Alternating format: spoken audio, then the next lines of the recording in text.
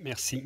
Alors, je crois que dans les feuilletons, il y a le good cop et le bad cop. Alors moi, je vais jouer le mauvais policier, après avoir entendu le bon policier, puisque je vais vous parler d'une violence des mots qui réellement une violence, mais qui est une violence qui, du fait de notre histoire, est une violence légitime et légale, c'est-à-dire le blasphème.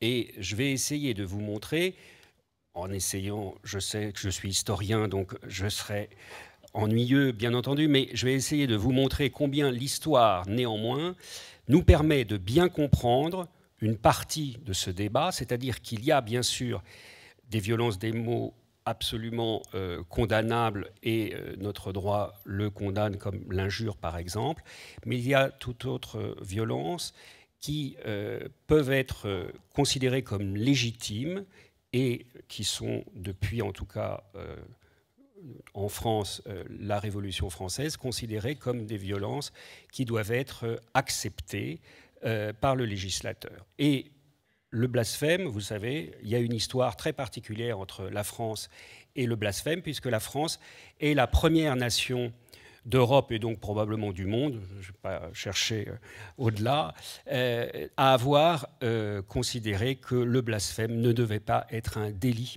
Ça s'est passé au tout début de la Révolution française, en 1789, et ça a été repris dans le premier code pénal français de 1791.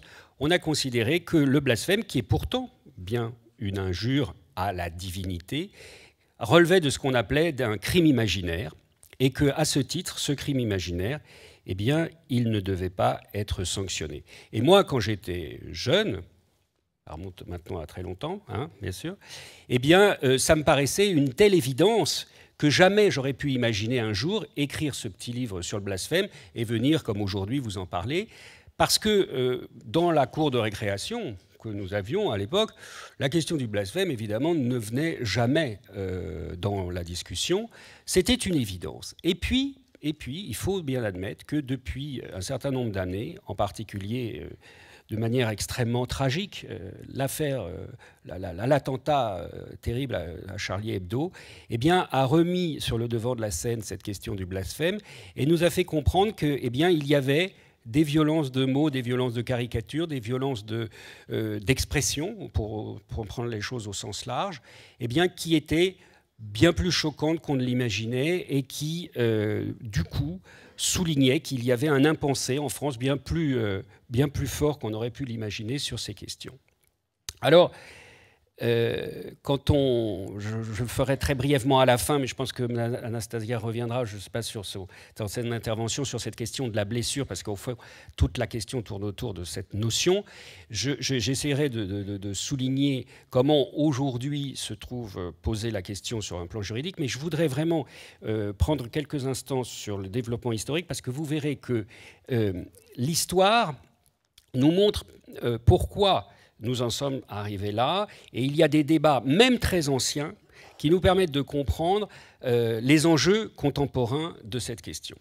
Alors, pour être très très très rapide sur les prémices, si vous voulez, le délit de blasphème a eu, quand il était encore considéré comme un délit, c'est-à-dire pendant tout l'Ancien Régime, depuis la plus haute Antiquité, mais en tout cas pour ce qui nous concerne en France depuis tout l'Ancien Régime, il a eu au moins 3 significations différentes, et j'insisterai juste sur des points très précis de chacune de ces significations. Au départ, le blasphème est considéré comme un outrage à la divinité, c'est-à-dire qu'on condamne le blasphème parce qu'on pense que Dieu est vraiment blessé par ces paroles outrageantes, par ces violences des mots qui s'adressent directement à la divinité.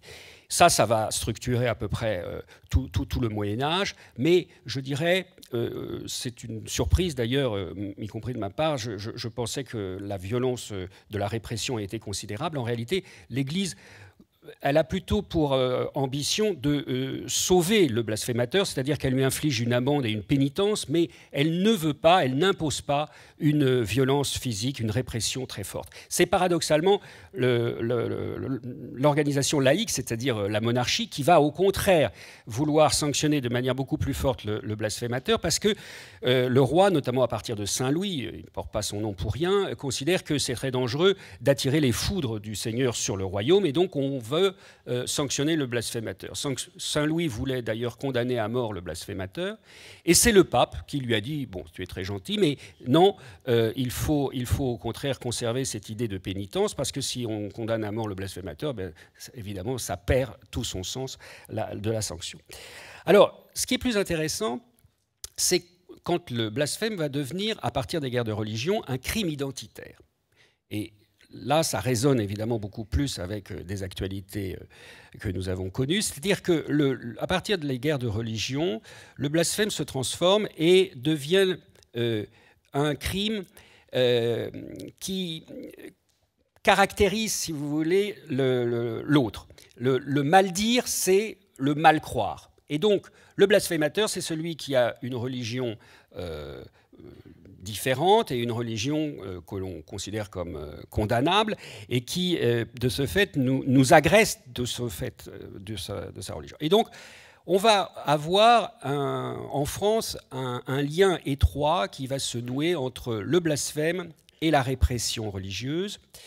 Au départ, comme la France est un pays assez particulier, puisqu'il n'est ni, comme les pays du Nord, totalement acquis au protestantisme, ni comme les pays du Sud, totalement acquis aux restants catholiques, la France s'est posé pendant quelques années la question, et le roi François Ier, qui est célèbre donc à cette époque-là, roi de France, qui a des intérêts à ménager les princes protestants dans sa lutte contre Charles Quint, je vais très vite. Bref, au départ, il n'aurait pas voulu pourchasser particulièrement les blasphémateurs protestants. Et puis, il se trouve qu'il y a une affaire très, très connue, petite affaire aujourd'hui, mais à l'époque très importante. Il y a une affaire de placard, parce que les mots dont on parle, la violence des mots, elle s'exprime surtout, enfin, elle s'exprime aussi dans les écrits, ce n'est pas simplement la violence verbale. Et les protestants ont placardé sur cette nuit, la nuit des placards, un certain nombre de petits tracts, comme on pourrait dire, sur certains monuments, y compris jusqu'à la chambre du roi. Et c'était des placards qui avaient un caractère blasphémateur, puisqu'ils remettaient en cause la religion catholique. Et cet outrage au roi a été considéré comme quelque chose d'extrêmement violent. Et c'est à partir de là que s'est mis en place toute une répression du blasphème. Et c'est intéressant à noter, c'est au même moment qu'apparaît l'imprimerie. Et donc, on va avoir le début de la censure lié à ce désir de réprimer des mots qui blessent. Donc, c'est pour ça qu'il faut bien noter ce point précis. Il y aura toujours dans l'idée, en France et en particulier, mais dans d'autres pays aussi, cette attention à considérer que, bien sûr, il y a des mots qui blessent, mais ce que l'on leur oppose, c'est la censure. Et la censure est rarement, elle aussi, considérée avec un grand caractère positif. Oui. Alors, ce tournant de l'affaire des placards est très important. Je vais quand même en dire quelques mots ensuite, à nouveau, quand on y reviendra. Mais à partir de la fin du XVIe siècle, du début du XVIIe siècle, on a résolu ces guerres de religion.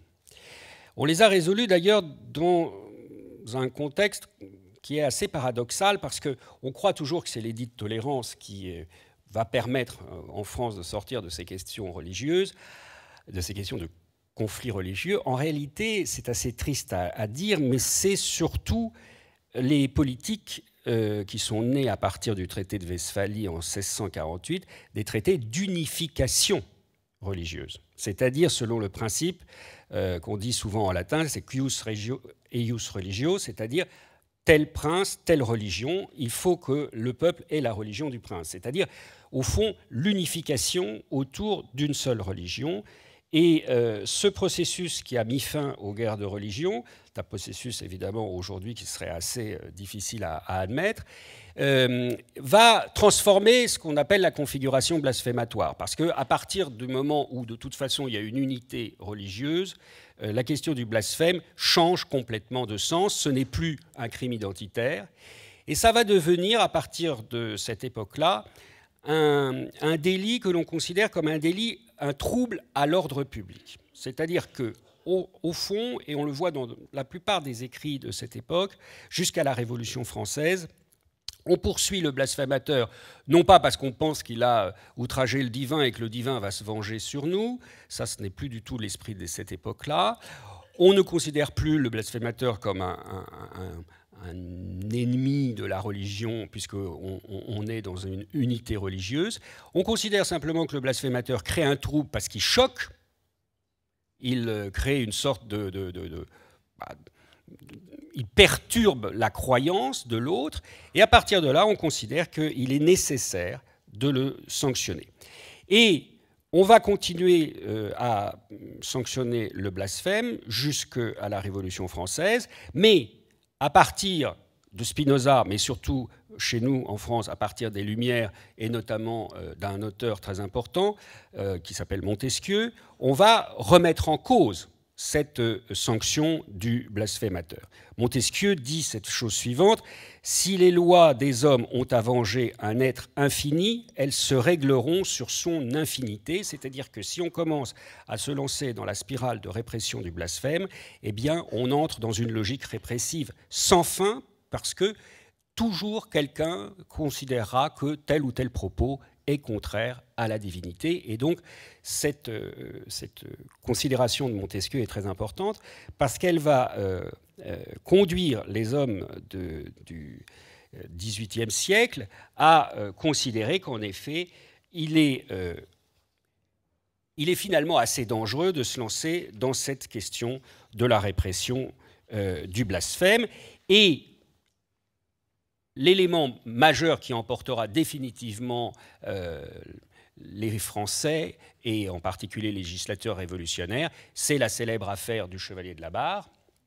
Célèbre affaire qui est d'ailleurs très unique en réalité quand on examine les cas judiciaires de cette époque-là, c'est-à-dire, je dis en un mot ce que c'est cette affaire du Chevalier de la Barre. Le Chevalier de la Barre était un jeune homme de 19 ans, un peu viveur, pas très sympathique d'ailleurs, et il est accusé, on découvre un matin, dans une petite ville du nord de la France qui s'appelle Abbeville, on découvre un matin que le crucifix en bois, le grand crucifix en bois qui orne le pont d'Abbeville, a été lacéré. Et donc ça crée un émoi important dans la ville.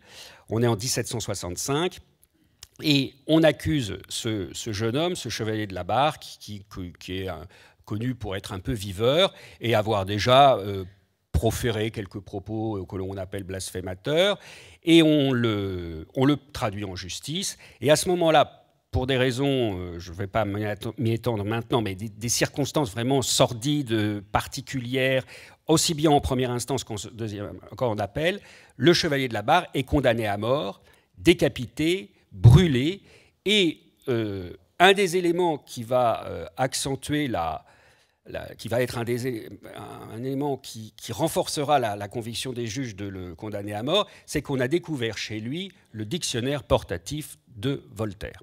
Donc, on mettra en plus sur le bûcher, sur le corps du jeune homme, le dictionnaire portatif de Voltaire pour que on expulse complètement ce crime de blasphème. Évidemment, ça va provoquer une réaction en chaîne en Europe, en particulier à l'initiative de Voltaire, ce qu'on dit peu souvent parce que c'est un détail juridique, mais en réalité parce que Voltaire a eu peur. Étant donné qu'à l'époque, le délit de blasphème, quand on peut montrer qu'il est motivé par notamment un écrit, on peut poursuivre l'auteur de cet écrit. Et donc, en l'espèce, on cherchait à condamner Voltaire le Parlement de Paris en particulier, pour justement cette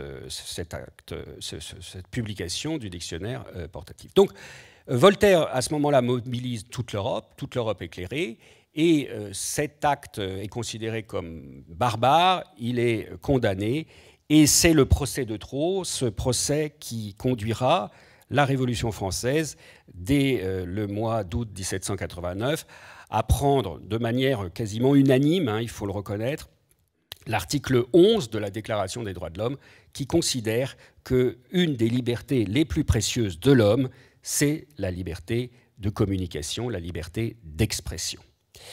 Et 2 ans plus tard, dans le code pénal, le premier code pénal qui sera adopté par la Révolution française, eh bien, au titre même de cette liberté d'expression, le rapporteur, le Pelletier de Cerfageau, considérera qu'il faut éliminer tous ces crimes qui n'ont rien à voir avec il n'y a pas de victime directe, et c'est tout ce qu'il va appeler les crimes imaginaires, l'hérésie, la sorcellerie, le blasphème et un certain nombre d'autres crimes.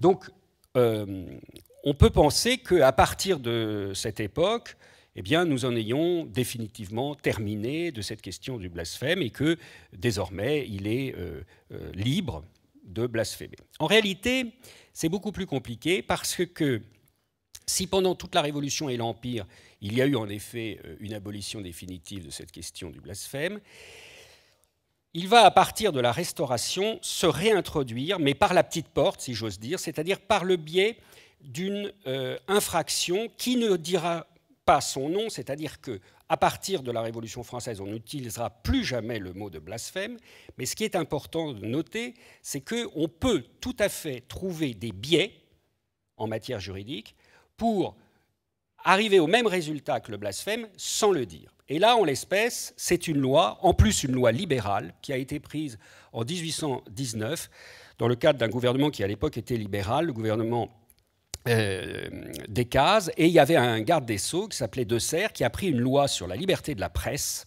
Et dans le cadre de cette loi sur la liberté de la presse, on a mis un article 8, libellé de la sorte. C'est un article qui prévoit néanmoins un délit d'outrage à la morale publique.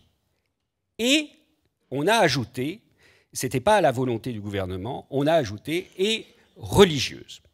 Donc un délit d'outrage à la morale publique et religieuse. Et ce texte va servir de base juridique pour tout le XIXe siècle jusqu'à la loi de 1881 sur la presse, poursuivre des auteurs, poursuivre des caricaturistes, poursuivre des journaux, que l'on considère comme ayant en réalité blasphémé, mais on n'utilisera plus jamais le terme parce que depuis, comme je vous disais l'affaire Calas, le terme blasphème est proscrit en France. Par exemple, tout le monde probablement a entendu parler des procès à la limite du ridicule qui ont été intentés contre Flaubert, Madame Bovary, contre Baudelaire, Les Fleurs du Mal, et puis un certain nombre d'autres auteurs, Proudhon, Eugène Sue, etc. Eh bien, c'est sur le fondement de cet article 8 d'outrage à la morale publique et religieuse. Alors, Flaubert avait des amis, il n'a pas été condamné du tout. Baudelaire a été condamné, mais il n'a pas été condamné il n'a été condamné que pour outrage à la morale publique et non pas à la morale religieuse, parce qu'on a considéré, c'est dans les conclusions du procureur, que c'était un esprit dément, donc on ne pouvait pas lui reprocher la volonté de blasphémer, d'attenter à la morale religieuse. Bref, on a donc un arsenal juridique destiné à préserver les croyants contre la violence des mots. Et cet arsenal juridique a été particulièrement utilisé, c'est assez original de le souligner, non pas au début de la Restauration ou sous la monarchie de Juillet, mais à partir du Second Empire. Et comme par hasard, pourquoi à partir du Second Empire? Eh bien parce que, à cette époque-là, la religion catholique est en pleine mutation. Il y a un pape qui s'appelle le pape Pie IX, qui est celui qui va adopter le syllabus en 1864. Et le syllabus, c'est une déclaration d'hostilité, pour le dire très simplement, au monde moderne. Donc, en réalité, on voit qu'on on commence à utiliser beaucoup plus ce délit d'outrage à la morale religieuse quand l'Église elle-même évolue ou, disons, régresse, si on peut dire, par rapport à ce qu'elle pouvait être juste après le Concordat. Alors la loi du 29 juillet 1881, qui est la grande loi sur la presse, eh bien, c'est un de ses objectifs principaux, elle va mettre fin à ce délit d'outrage à la morale publique et religieuse. Et les débats sont assez intéressants, il faut les regarder, parce que, justement, ils ont une grande actualité. Et, alors, évidemment, vous avez d'un côté ceux qui sont comme Clémenceau, qui veulent mettre fin à toute forme de délit. Clémenceau considère qu'on doit pouvoir tout dire.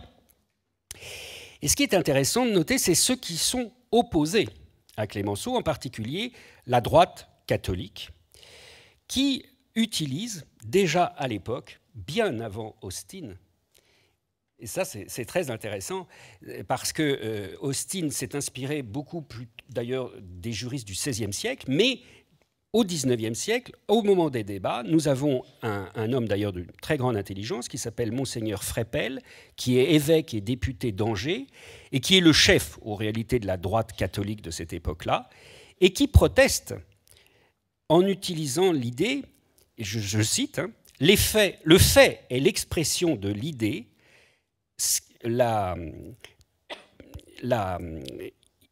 parole prononcée ou écrite équivaut à une action, suivant l'adage consacré par la législation anglaise la plus libérale de toutes, scribere est augere, écrire c'est agir, et par conséquent, Monseigneur Freppel, donc bien avant Austin, utilise l'idée de la performativité du discours pour s'opposer à la loi sur la liberté de la presse.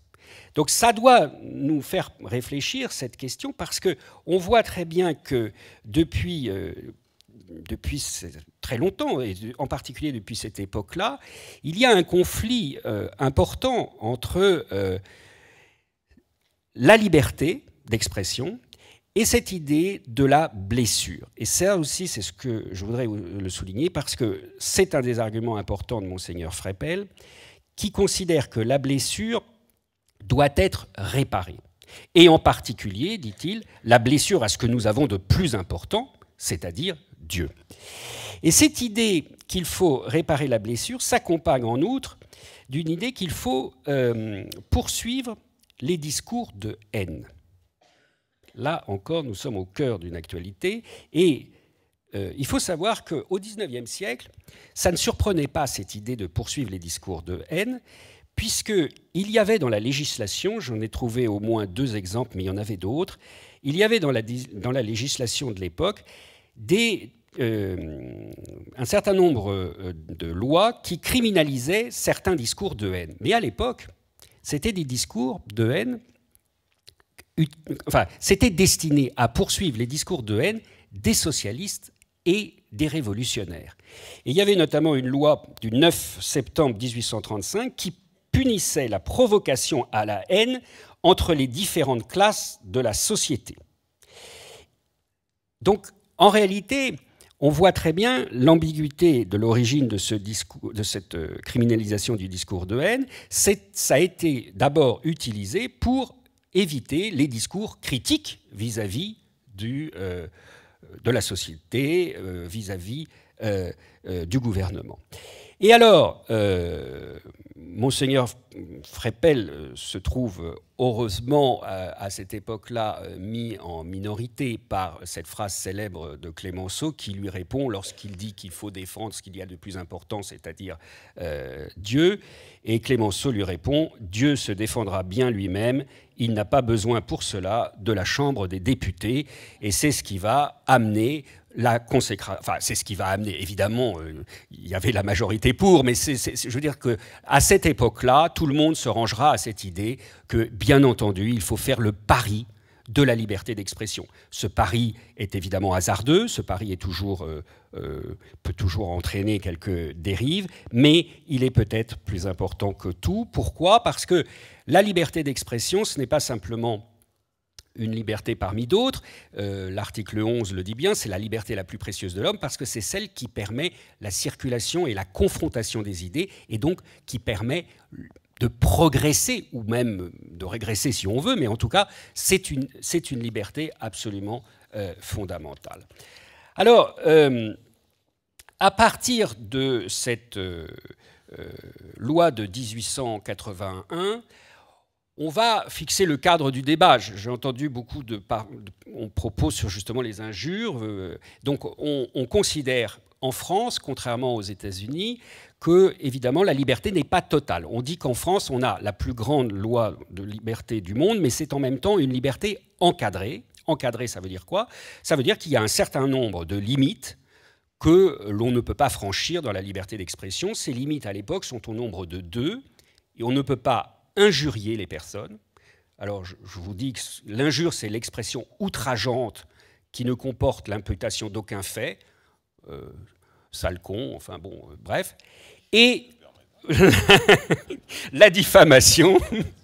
Et la diffamation. Alors là, la diffamation, c'est au contraire l'allégation d'un fait qui porte atteinte à une personne, comme par exemple, tu as volé, tu as piqué dans la caisse. Voilà. Et donc, ce sont ces deux éléments-là qui, à l'époque, étaient les limites à cette liberté d'expression. Et pourquoi? Eh bien, parce que le législateur, à l'époque, considère qu'on doit pouvoir tout débattre et tout dire sur les idées. Les idées, ça doit être un combat absolument ouvert, mais il ne faut pas blesser les personnes. Donc, dans le cadre de la religion, on doit pouvoir absolument critiquer les religions. Ce sont des idées. Pour ceux qui ne croient pas, par exemple, les religions relèvent de l'idée. Mais on ne doit pas, en revanche, blesser les croyants qui sont attachés à cette religion. Donc la loi distingue bien cette idée, fait bien cette distinction entre les idées et les personnes. Les idées relèvent du débat critique, et en revanche, les personnes doivent être protégées de toute forme d'injure ou de toute forme de diffamation. Et cet équilibre sera à peu près préservé pendant tout le XXe siècle. Alors, préservé sur le plan religieux.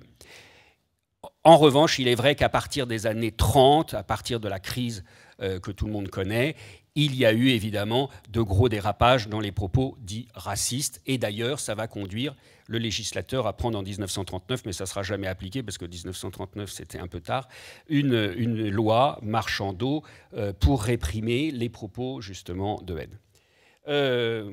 Je finis. Le retour en fait du religieux à partir du début des années 80, a profondément transformé cette configuration que je vous expliquais. Il faut bien savoir que ce n'était pas d'abord les associations musulmanes qui se sont mobilisées pour essayer de réhabiliter. Alors jamais, évidemment, encore on utilise le mot de blasphème, mais on va utiliser énormément cette idée de blessure, d'offense. Et qui dit en droit blessure, dit donc dommage et réparation du dommage. Et donc en réalité, ce qui s'est passé, je finirai sur cette note un peu technique, mais c'est très important pour le débat. Pendant toutes les années 80-90, on va utiliser le biais de l'article 1382 du Code civil qui permet, lorsqu'il y a un dommage et un préjudice, de le faire réparer. On va utiliser ce biais pour contourner la loi de 1881. Et il faudra attendre une grande décision de la Cour de cassation en juillet 2000 pour qu'elle ferme cette possibilité d'agir sur la réparation d'un préjudice en disant tout ce qui touche à la liberté d'expression ne peut être réglé que par la loi de 1881, c'est-à-dire s'il n'y a pas véritablement de diffamation, s'il n'y a pas véritablement d'injure, alors il n'y a pas de poursuite. Notamment, si vous regardez une publicité qui vous déplaît, eh bien, vous tournez les yeux et vous ne subissez pas véritablement un dommage. Je caricature, bien entendu, pour aller très vite.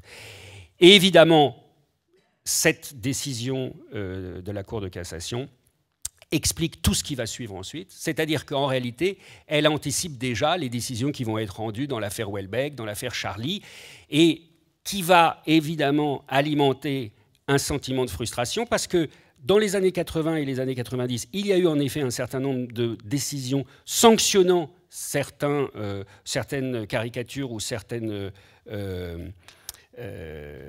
publicités, alors qu'à partir de 2000, il n'y en aura plus dans leur grande majorité, et certains, et notamment les associations musulmanes qui avaient porté plainte au moment de l'affaire des caricatures de Charlie, considèrent que c'est un peu deux poids, deux mesures, alors qu'en réalité, c'est simplement une temporalité. À partir de 2000, la Cour de cassation a fixé cette jurisprudence, et on espère tous que pour l'instant, elle se maintienne. Merci beaucoup.